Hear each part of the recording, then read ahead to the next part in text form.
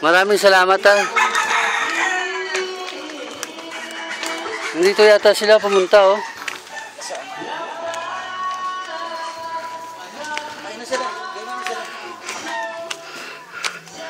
Gandang hapon. Mamimigay kami ng tracts. Babasahin. Salamat ha. Doon po may bahay po doon.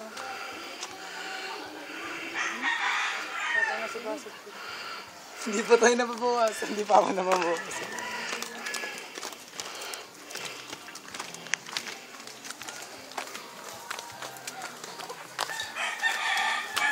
Ito yung pag-distribute ng tracts.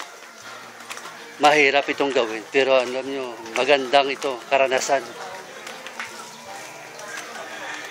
Para nakasalalay ditong kahihiyan mo. Ito yung paglilingkod sa Panginoon. Nakahanda kang lumangoy kahit sa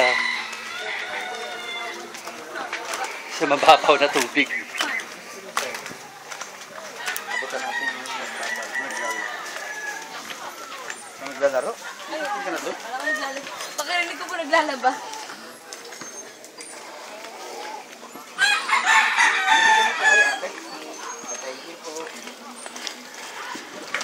Ate, gandang hapon.